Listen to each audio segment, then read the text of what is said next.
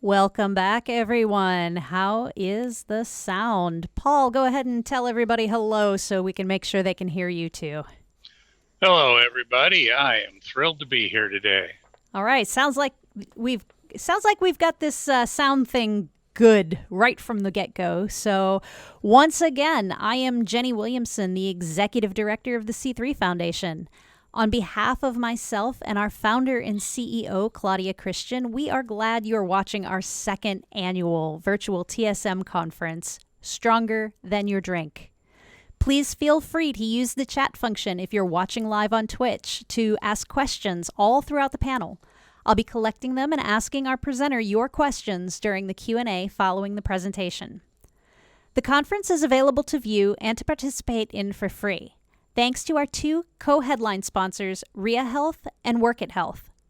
If you would like to support the work of the C3 Foundation, there is a donation link in our profile, and we also have a timer that will drop a donation link into the chat during the broadcast. Also, if you're on Twitter, please feel free to live tweet our conference with the hashtags StrongerThanYourDrink and Options Save Lives. It's a great way to amplify the impact of our conference. Next up, we have Paul Kapsar presenting Things Patients Have Taught Me Since I Learned About the Sinclair Method. Paul Kapsar has more than 49 years' experience in healthcare with an introduction as a hospital orderly, moving through to a master's in nursing as a family nurse practitioner in 1999 from the combined Clarion Slippery Rock University of Pennsylvania Family Nurse Practitioner Program. He is board certified as a family nurse practitioner. His career includes experience as a staff nurse, nurse manager, emergency preparedness and management, U.S. Army Nurse Corps officer, retired, hospital information systems manager, university nursing instructor, professor of Western medicine at a traditional Chinese medicine university, author, educator, jail health administration, full-time family practice nurse practitioner in a variety of settings, including emergency department, family practice, internal medicine, hospice, inpatient and outpatient addiction care and pain recovery. He has participated in emergency management activities since 1985. He's added Reiki 2, Aquastretch, and meditation to his professional skill set, and for fun, he holds an amateur radio general license. Paul's interests are varied and include looking at life with the eye of a 2-year-old and always asking, why? Why do we do that? Why is that the best? Why should I do it that way? So whenever you're ready, Paul, I'm going to go ahead and hide my video and let you take it from here. Thanks, Jenny. I appreciate the introduction. And my introduction to Sinclair method was actually in 2009. I had a small practice. I'd left a big county hospital practice and set up my own practice with just me in the office. And I had somebody come in who said that she wanted to try naltrexone for alcohol. Now, of course, in 2009, nobody had heard of the Sinclair method, except when she was discussing it with me, she said that Claudia Christian had been presenting some information, and that's how she heard it. Well, the only thing, what I knew is that when Claudia was involved, and I was a big sci-fi watcher, that this was the answer. Ivanova is always right. So based on that, I went and said, okay, what is this? What do I have to do? I looked it up, and it was what she was asking was odd, not dangerous, and it was within the parameters of what the medication it was FDA labeled for. Actually, not. That's not true. At that time, it was only FDA labeled for opiates. So I looked at it and said, okay, there's nothing here. There's nothing that tells me that this is wrong. So I went ahead and wrote her the prescription. Now, the downside is that that was a one-time visit with the patient. She never came back to the office. So I really had no idea what was going on with her. However, it did get me on a path to really look at what naltrexone was available, start following a little bit with the process and what naltrexone does. And before I get into the rest of I want to do a quick disclaimer on my finances. I own Silver Arc APN, where I provide primary care and substance use care. I don't have any ownership of the companies. Normally you're not supposed to mention products by name and by company, but unfortunately, the stuff that I'm going to mention, there's nobody else that makes that particular product, and I found them to be particularly valid and useful. I don't own any of the companies. I don't own any stock in any companies. I get nothing out of it. I do have an online vitamin store where I sell stuff, but anybody that wants to sell vitamins can do the same thing online. And I will tell you that a number of the medications, including the way I use naltrexone, of course, the Sinclair method is off-label, so I do a lot of off-label stuff. And if you are a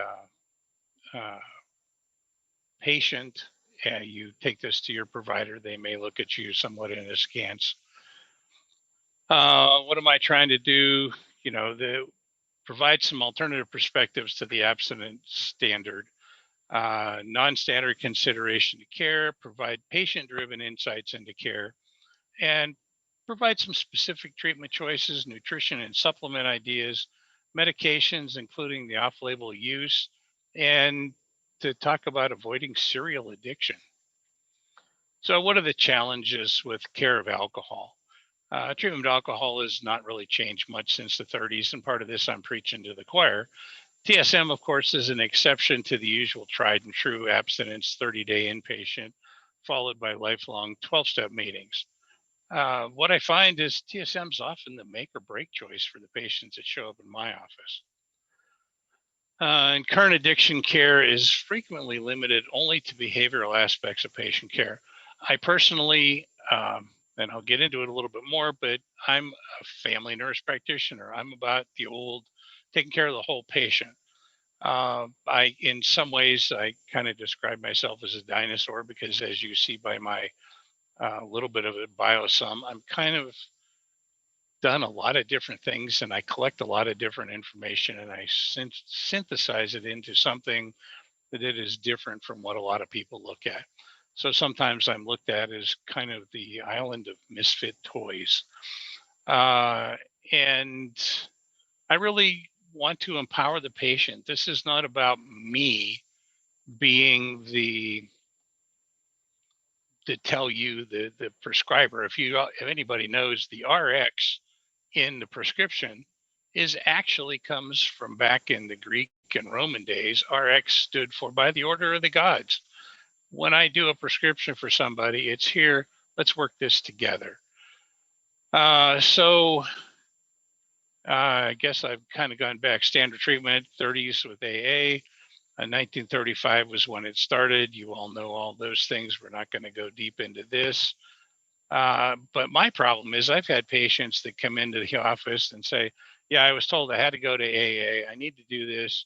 And when I go to AA meetings, I end up going to the bar to wash the stories out of my mind.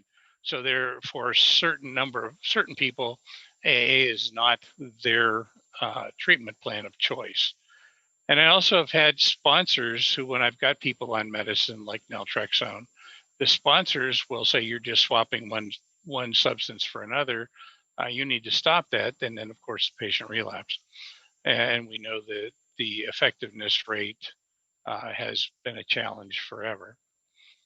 TSM's different. The research that you all have been talking about all morning, 78 to 80% effective. Naltrexone is recommended. It's an off-label. I also use gabapentin, topiramate, baclofen, and believe it or not, kudzu. If you're from down south in the United States, kudzu is a big nasty weed. But in Oriental medicine, it is one of the big medications of the Chinese medicine that will help avoid cravings. I haven't had the opportunity to use it much yet, but I've talked to my Chinese medicine colleagues and they think it's kind of cool. So And you're all well aware, continued use of alcohol to improve alcoholism has generated a whole lot of skepticism in the regulatory, medical, and judicial systems about drinking to sobriety. As a matter of fact, I sit on an advisory committee for a professional regulatory committee. And when I mentioned TSM, the leader of the group almost had a heart attack on the spot. I'm new to the system, so give me some time. And of course, you've got families who've been burned by all the other relapses and treatments. I have actually seen great success with the Sinclair method. Is it perfect? No, but anybody that tells you any treatment is absolutely perfect really doesn't understand what's going on. And there are alternatives that are required to some treatments. So usually what ends up happening in my office, for whatever reason, people that show up in my office have literally tried everything else, and they get referred to me, or they find they literally tell me they stumbled upon Claudia's TED Talk, or they found a Google search that gets them to the C3 Foundation, and or sometimes they just find a random site. And the things I get is, I never knew this existed. I found out about TSM this morning. You're the only one locally I can find that has even heard of it. And you can see me this week. She was really excited and she did really well. Uh, Significant resistance to 12 steps and powerlessness. The number of folks that come to me because the 12 steps has failed them, or they have a particular problem with um, spirituality, or being, giving it up to God, sort of thing. Uh, they want to be in control of their own life. TSM gives them that power back, which is the antithesis of some of the 12-step programs and the faith-based programs. TSM seekers that I've seen have been a failure at recovery and are really unhappy. And I really partner with them. This is my comment to all of them is, I'm not here to fix you. I'm not here to cure you. My job is to guide you so that you get the most effective care that you need to meet your needs. This isn't about me. It's confusing to them sometimes. Uh, so addiction care has really been the purview of primary care, although and the board certification for the physicians right now is through the Preventative Medicine Board. There's a lot of conflict back and forth that behavioral health or psychiatry should be the sole manager of that, and they do a good job with what they do. Things that I see that patients tell me are that the psychiatry managed has both benefits and challenges, in that behavioral health, behavioral addiction care relies on a lot of medications, and they toss in additional diagnoses. I have had a number of patients who have their physical concerns, but they don't, they don't get addressed because they're not a psychiatric concern. And you're here for a psychiatric issue, you're not here for a physical issue. Well, I happen to have somebody that I live with who happens to be a body worker and has some real good knowledge on that, who keeps telling me, well, it's all connected, the whole body. So I started listening to that, and I have a different take on it. One of the things that I see is a number of people that come in to see me after they've been in a recovery center have a diagnosis. The most common one, particularly, is bipolar. And okay, you're in withdrawal and your emotions are going all over the place. Getting diagnosed as bipolar in a recovery center while in the middle of withdrawal sometimes may have some inaccuracies to it that need followed up once you're out of that. Uh, and so I find it difficult to label somebody bipolar unless I have a long-term history of it and we can prove it. And patients come in and they say, I was only on this when I came in, and now I'm on this many medications. how did that happen? I'm supposed to be getting withdrawn. And that's part of what I see when I was, quote, trained to deal with the substances. We took people off everything to see what was underneath. For me, particularly, I'm a boutique practice. I'm the only one in the office. And I do tend to confuse them. I treat them like a person. You are a real person. You come in and I want to get to know you. I want to help with you. I take time. I have at least 30 minutes to make that first visit. And I make it clear that they understand that I'm going to ask questions that you don't want to answer. And the answer to me is whatever you give me, but you need to tell me the truth so that I can help you along in your path. Holding back from me, regardless of what it is not going to be beneficial to the overall recovery. I do a full history of physical, and I also have a specific attention to sleep and sleep apnea. And I'll get to that in just a minute as to why that is. And also, I want to know the root cause. What's the root cause that triggered you to be using in the first place? Sometimes on the opiate side, it's they went to the dentist and had their very first, um, what did they have? They had their very first dental work and they got opiates for their wisdom teeth extraction. For alcohol, it can be as simple as the everybody in the family drinks. My dad gave me my first beer when they were 2. I had an uncle that was the kids are 20 pounds and he's having them sip out of his beer bottle. Fortunately, none of them actually became alcoholics, but it is those kind of things. And you get around the house, people get abused, they get trauma. Sexual abuse is rampant in anybody that's got an addiction issue. The other is sexual identity issues, the number of people who have um, not, the family is not happy with what's going on. I frequently will look, I've had a number of gay guys come in and they're talking about stuff, and I will just look them in the eye and say, yeah, it's really easy being a gay guy in America right now, isn't it? And they look at me and go, you really understand what's going on? So it's those kind of things that are part of it. There's all the stresses internal, the pressures on women that are now all coming out, and uh, the Me Too movement and things like that are all legitimate, and they all contribute to substance abuse in our society. And you'll notice I have this rubber duck sitting here. When I'm done with a patient and I have done all of their care, as they're walking out the door, I have this duck rolled up in my hand, and most of them want to do a fist bump. And it's like, okay, roll your hand over. And I put this duck in their hand, and they look at me like I'm kind of loony. And I say, I don't want you to go through this alone. And I've had a couple folks actually tear up because of it. It's not my intent, but sometimes that's what happens. So when we get to the alcohol part of it, by the time you're using a substance, alcohol users are really not in touch with their bodies anymore.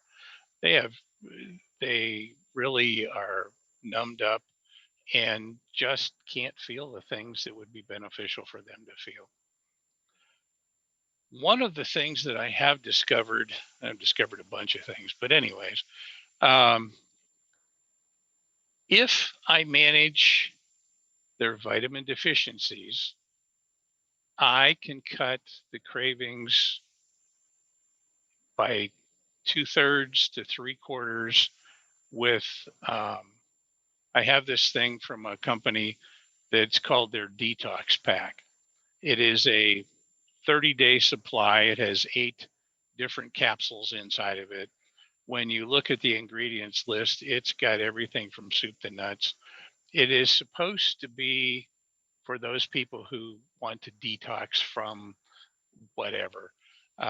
Nothing to do with drugs and alcohol. It's all I got to do my detox this week, and that's the vitamin pack for it. It happens to have all the standard vitamins. Claudia asked earlier in the chat about prescribing thiamine or folic acid or whatever. This has all the vitamins that you're ever going to want. It has milk thistle in it, which has been proven to ease the liver, and a number of other. I mean, literally the list of ingredients on the side of the box is this big. I can't tell you the one of the patients I gave it to was one of my chronic alcoholics who said, I am really struggling. And I had forgotten to give him his box of vitamins. I gave him his vitamins. He called me back 30 minutes later and said, Paul, what the is in this box? I said, they're just vitamins. Why? He said, I haven't felt this good in 7 years. So it's those kind of responses that I say patients are teaching me about.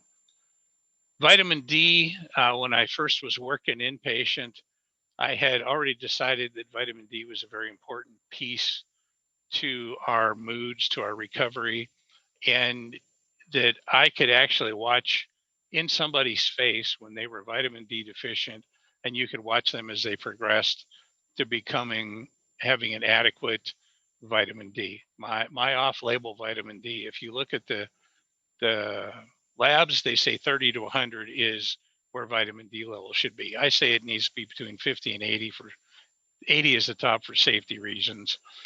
50 is the minimum. And I find that you look at somebody and they're stressed, they're scrunchy faced. I get them the vitamin D at high doses, and I'm not going to describe it here because I don't want people that are not providers to be doing things that have the potential for getting them in trouble. So you can talk to your provider about it. But I use high doses initially, and then I use a daily dose after that.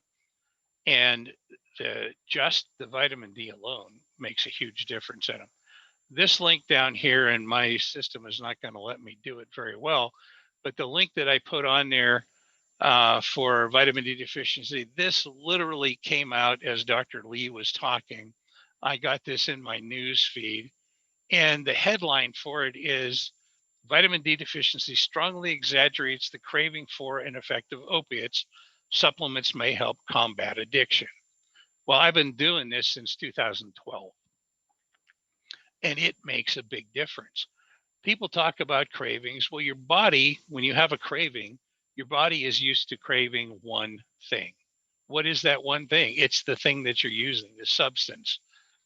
But it doesn't know that you have washed out all these other minerals and all these vitamins. And when was the last time you saw somebody drinking their fifth is standing in the middle of the sunshine? Nobody does, unless you're in Vegas around the pool. But for the most part, it is something people do by themselves or they do hidden, particularly when they're drinking large volumes. So they lose all of those, all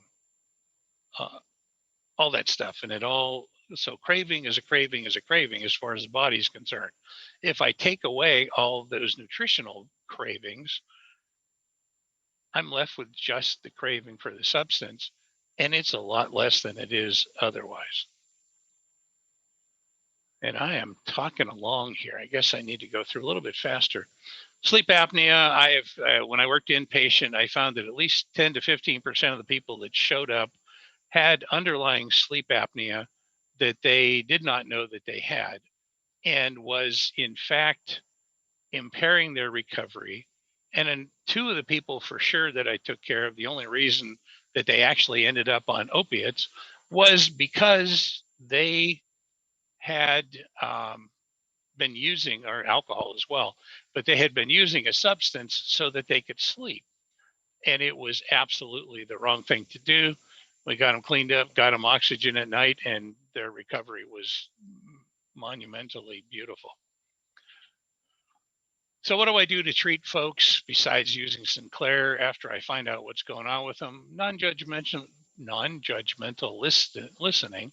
I just tell them, I don't care what you tell me, I just need to know the truth. Avoidance of reframing of power words. How many times, even in this lecture, as we were talking, people are saying, well, I'm such a screw up, and they put different things, or they say, well, I cheated, or I I screwed up today and I went and I did this and all that. My choice of reframing stuff is, okay, you're an adult. You didn't cheat. You aren't a stupid person. You made a choice. It was a choice not necessarily in your best interest, but you made a choice. You're an adult. How are you going to balance it out? And they look at you like, oh, and I make them say, okay, I'm not a cheat. I made a choice. All right. So how do you make a better choice next time? I take the power out of those words and let them be who they really are. If you take the shame and guilt out of the way, it's a whole nother game. And again, I tell them I'm guiding them. I'm not directing them. The next thing is you see up here is the ho'oponopono. The ho'oponopono is a Hawaiian word, and it means to set things right. And in this situation, you're setting things right with yourself. I can't tell you the number of times that I've done this with people. And what I would like all of you to do as we're sitting here, and I can't see any of you, so that's okay. But what I do with my patients, and I want you to think about doing with me, is put both hands over your heart. And you're going to say these out loud, but I want you to speak them to yourself, because I'm pretty sure very few people that are in the situations, particularly early in the situations, ever considered forgiving themselves because they're such a screw up. They're such a whatever. So put both hands over your heart. And I want you to say, I love you. I'm sorry. Please forgive me. Thank you. And then you take a deep breath and you blow that out. And we're going to do it again. I love you. I'm sorry. Please forgive me. Thank you. And we blow that out. Another deep breath. I love you. I'm sorry. Please forgive me. Thank you. And you take another deep breath and you blow that out. And I don't know how all of you are feeling, but I know when I do this, and I've done it plenty, every time I feel a change, because we don't forgive ourselves. And as you can see at the bottom, you should do this between 3,000 and 5,000 times a day. I got this from my wife, as I mentioned, who's the massage therapist, body worker, and I couldn't remember it because it's only 4 lines, so why would I remember it? And so I made the cards, and we literally buy these by the thousands, and I give them out as much as I can. I typically give 2 cards, so one goes on the bathroom mirror, the other, some people are now taping to the dashboard of their car, so when they're stuck in traffic, they can get through without screaming at people. On the back side of the card is another three-line phrase that came from Mae McCarthy. It says, I bless you, I forgive you, I release you. And sometimes when you're working all this stuff, you forget to let it go. And we're carrying these cargo containers full of stuff behind us that we don't need to carry. We need to let it go. Is there things we have to go back and clean up in those things? Yeah, but they're usually pretty small. And take the energy that you've been dragging all this stuff behind you with and move it forward. And it really does help. Other treatments that we recommend are other types of meditation. Peer group coaching, which has been a lot of the discussion here. I absolutely agree with that.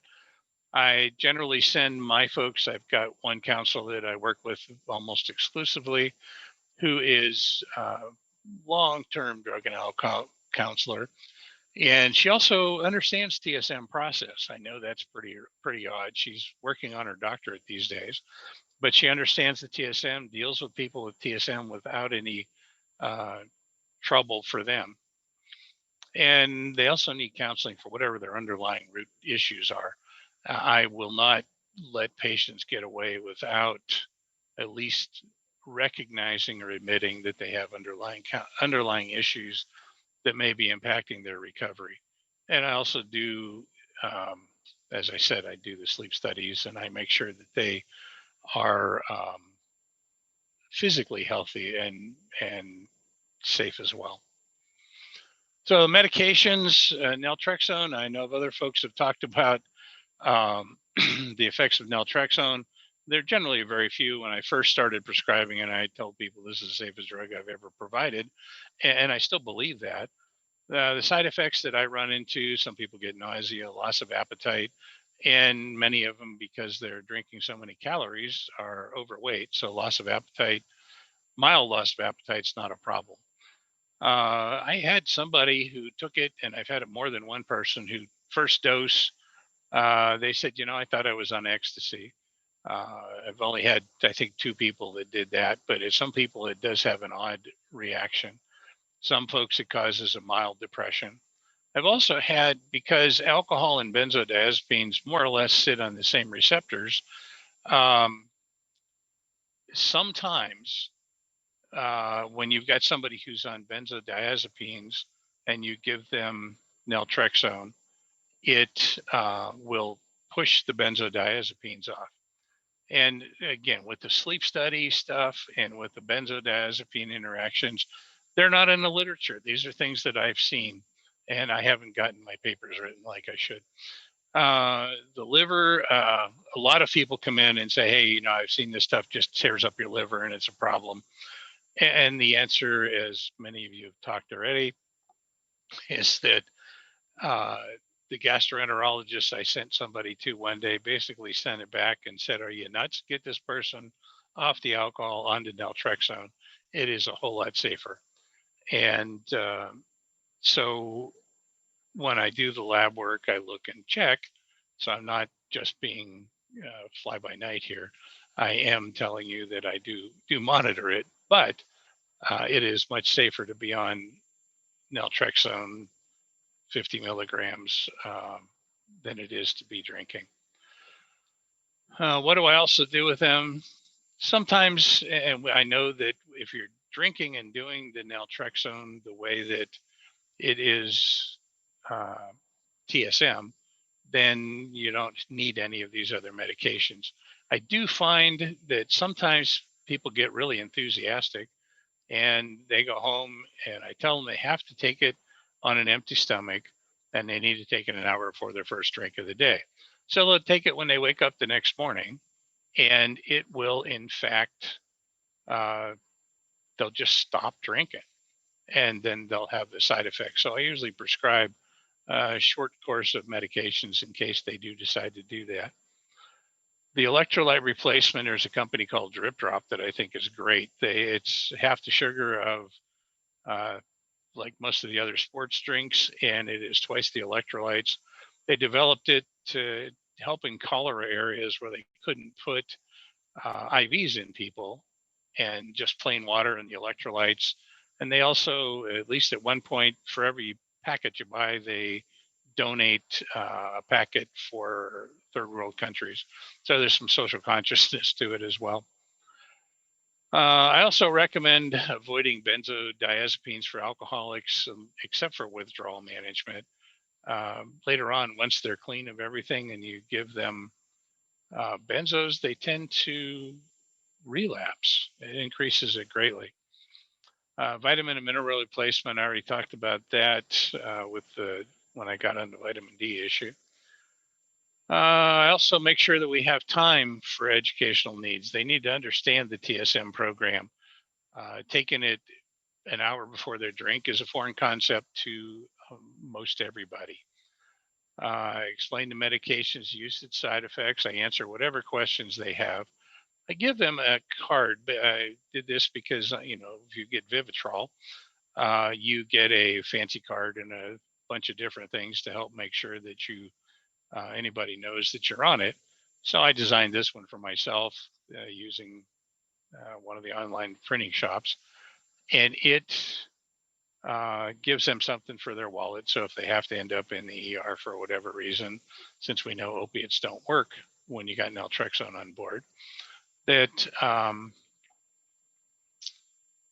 they have something to prove that looks semi-official that they are on naltrexone.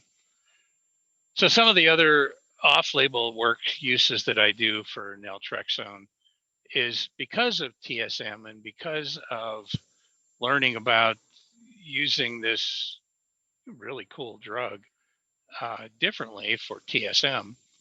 I started paying attention, and I would get people coming in that they wanted treatment, but they had been on a bender the night before, and they were afraid if they came in, it wouldn't work or wouldn't do whatever.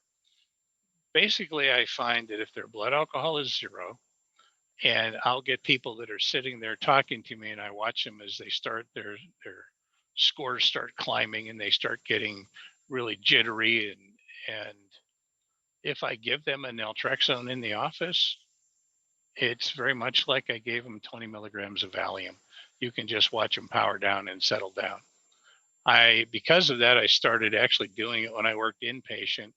As soon as somebody's blood alcohol was zero, now, and this is off label because the label says you got to wait 10 days before you give the naltrexone and you give the injectable form of naltrexone. So I give it as soon as their blood alcohol is zero. And generally, I could shorten their inpatient withdrawal phase, if it's strictly alcohol, by about a day, half a day to a day, depending on what they are.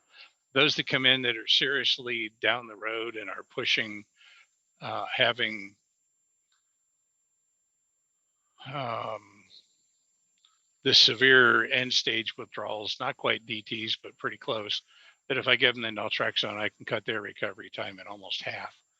It's totally off diet. It's totally off label. It is not written any place, just things that I've noticed in practice.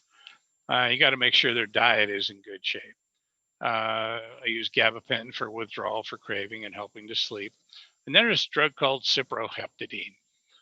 Many of the drugs that we use are drugs that generate serotonin. If you get too many drugs on board, the antidepressants, the sleep meds, you get too many drugs on board that generate serotonin, you can develop what's called serotonin syndrome. Cyproheptadine was the first allergy drug called Periactin, and its beauty is that it will in fact block the excess serotonin.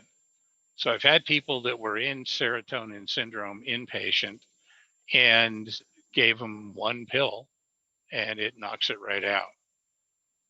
So not something that we generally see in the outpatient. But if you got somebody that says, every time I take my sleeping pill, I really get worse and I can't sleep, then as a provider, you need to back up and say, okay, are they on too much of this? And you can say, we either back off on the serotonergic medications, or we give them this and test it out and see what happens. So that is kind of, in a nutshell, things that I've learned from patients.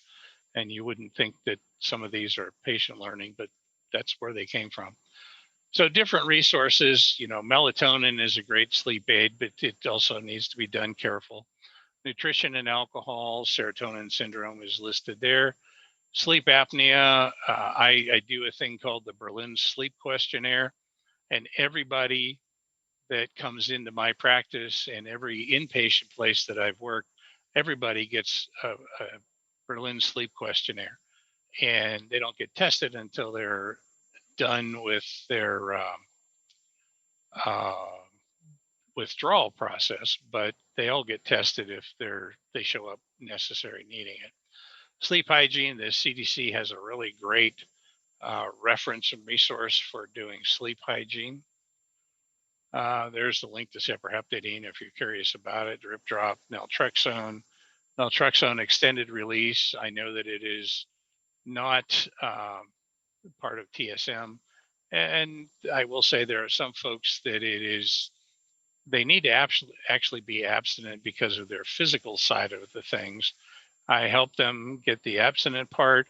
And then when we get them to the point where they're ready and their body's healed and they're feeling better and they're interested in saying, I start saying, well, I'd really like to I give them a prescription for the oral, and I give them the TSM method, and let them. We discuss it, but they discuss it with their counselor and decide what they're going to do. And it has been reasonably effective doing it that way. Lorazepam happens to be one of the withdrawal benzodiazepines that we use. As I mentioned, Full Script is my online vitamin store where you can get most anything. From Pure Encapsulations, I use their detox pack, and that's where I happen to get my vitamin Ds. And then I steal this from my wife, who is the body worker craniosacral therapist. Questions, comments, concerns, emotional outbursts. And that is what I have for right now. All right. Well, we only have about 5 minutes for Q&A, so I do want to thank you very much. Our audience is working on a couple of questions here, and you touched on this earlier. In your TSM patients, what would you say the overall success rate has been? I have a fairly good success rate. I would, again, like many of the other ones, it's not that I have done stats on them. I just look at them. Overall, it's a very positive. I would say it's in the range of 70 to 80%. I've had some really wonderful successes, and I've had a couple that really weren't very successful at all. We had to move on to others. But mostly, when they start TSM and they're committed and they listen and they do what they're supposed to, that really works out well. And I want to make sure that I heard this correctly. Did you say that you instruct people to take naltrexone on an empty stomach? No, Okay. I actually don't. Okay. No. I just tell them, I have some folks, like, I don't know if I said it, but I've actually had people who were drinking a series of 6 out of 24 that they were drinking a fifth of Jim Beam a day or beers or whatever they were drinking, but they're drinking a lot. And we were putting them on a naltrexone pellet for long term. So when you're ready, stop drinking, take this, let me know. Well, they woke up the next morning, took the pill, and literally a 6 out of 24 stopped drinking completely. I was totally stunned, but it gave me a real good idea how effective naltrexone can be. Okay. So must have just misheard that. So, and when I first read your bio, I will say I laughed out loud because you were one of our first verified TSM providers, and you never shied away from asking why. You were one of my favorite skeptics because your questions, they weren't closed-minded at all. They were a thirst for understanding. So, real briefly, can you just talk a little bit more about those early days shifting into TSM? The early days were literally that woman came in and asked, put Claudia's name with it, and so I had to go look it up because I'm a long-term B5 fan, and so I looked it up, and it was like, okay, let me get all the information. I got whatever I could, and I think that prescription predated the foundation. Yeah. By a good bit. And so I found what I could then. Then when I'm not even sure how you and I connected, but once we got that connection rolling, I pretty much sucked up the whole website. and I'm the unfortunate or fortunate part is I'm signed up for like way more newsletters than I should be. So I get this constant feed of information. And, like this came today. I'm not sharing anymore, sorry. But the vitamin D thing came today. I had to write a 3.5-page paper to my my doc that I was working with. It was my mentor, the medical director, to even get him to let me give people vitamin D. And now he keeps sending me reports saying, hey, by the way. So it is that curiosity. My wife laughs at me because it literally, as like with this thing today, I literally, as I am talking about stuff, it starts showing up in my news feed. It's really bizarre. And we have Uh, 1 minute left. So, okay. real quickly, how does TSM make your patients stronger than their drink? No, they're in control. And it's the easiest way to put it. It lets them decide what they want to do. It gives them, when you try and make somebody abstinent, they always slip and they do this. Well, the TSM is designed to slip. It's not really, slip being a terrible thing, but in this case, it's designed for them to do the thing that's causing them problems. And it takes all the angst out of it. So it gives them pure control. Wonderful. Well, thank you so much to Paul Kapsar for participating in our second annual TSM conference, Stronger Than Your Drink. Go ahead and show your appreciation in the chat, everybody.